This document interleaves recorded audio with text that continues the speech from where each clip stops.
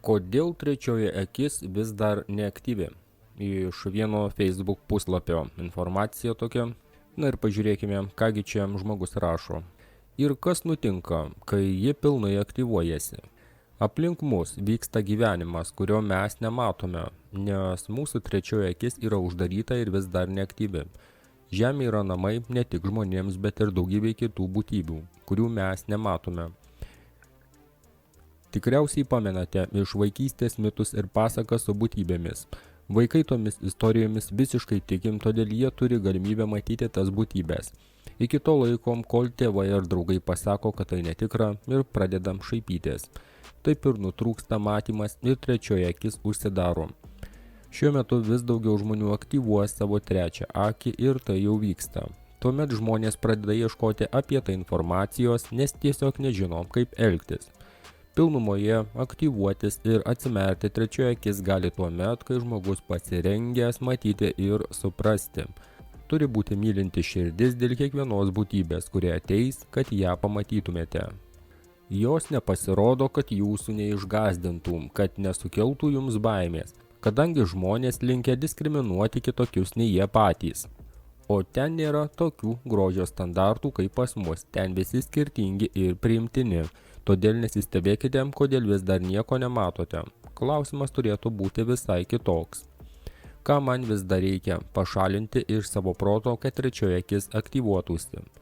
Todėl, kad kai kokia būtybė atsiranda jums prieš akis, jūs turite mylėti. Mylėti besąlygiškai, mylėti be jokių sąlygų. Nes tai taip pat visatos kūrinys, sukurtas to pačio kūrėjo kaip ir mes. Tai jūsų brolis, taip turėtumėte galvoti. Kol jūsų širdys neatsidaro tokiu būdu, tol trečioji akis lieka uždaryta. Todėl, kad būtybė žino, kad bus blogai priimtos, kad bus atstumtos ir nenori nieko gąsdinti. Jos nori, kad jas priimtų su meile, pagarba, draugiškumu. Tai aukštesnių matavimų būtybės ir jos mato ir jaučia jūsų mintis ir širdės. Todėl, kai klausėte, kodėl iki šiol jūsų trečioji akis vis dar neaktyvi, paklauskite savęs, ką dar turite išmesti iš savo proto, ką jūs turite jausti, kai matote tai, ko dar nežinote. Nes jūs galvojate tik apie gražias būtybės, bet ne visos būtybės tokios. Bet ne viskas yra grožyje, viskas yra energijoje. Ne visos būtybės yra humanoidai.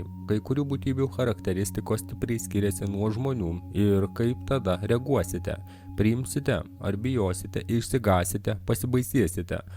Ar išmoksite gerbti jas, kaip būtybės to pačio kūrėjo?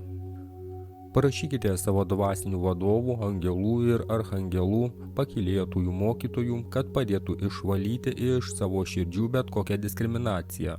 Ir prašykite, kad viską matytumėte savo širdies akimis.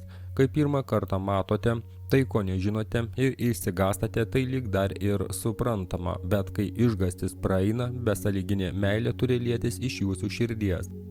Ir priėmimas brolio, kuris taip stipriai skiriasi nuo jūsų, bet kuris išmoko mylėti daugiau už jūs ir kuris pasirengęs išmokyti jūs naujos formos meilės. Greitai bus kontaktas su daugeliu būtybių, nes jūs einate į 5 dimensiją.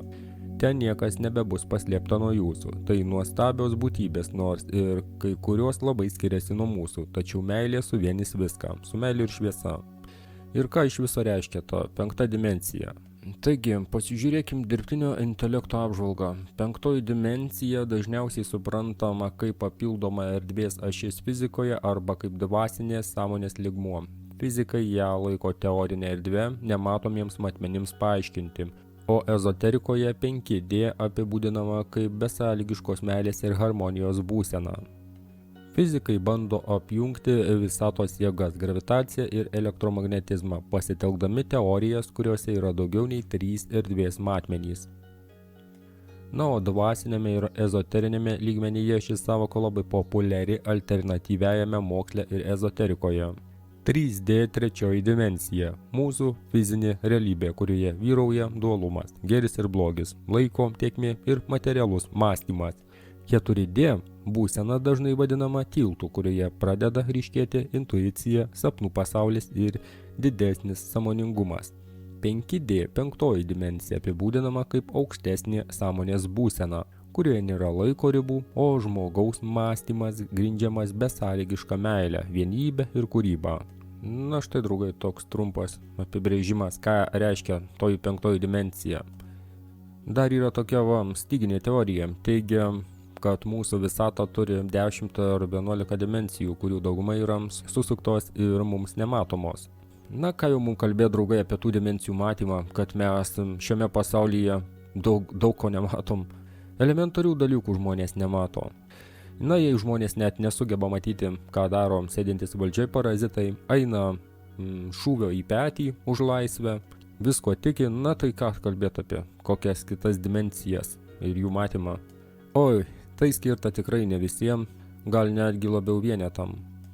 Tai va, draugai, šiandien tokia informacija, o dėl to, kaip pažadinti trečią akį, na, informacijos internete tikrai nemažai yra, klausimas tik tai, kam jums to reikia. Nes po tokių atverimų žmonės po to atsiduria ir durninė su visokiam šizofrenijom, ir balsus girdi ir taip toliau. Gal kitą kartą apie tai kaip nors daugiau, gerai? O dabar sakau iki greito. Dėkui, kad žiūrėjote.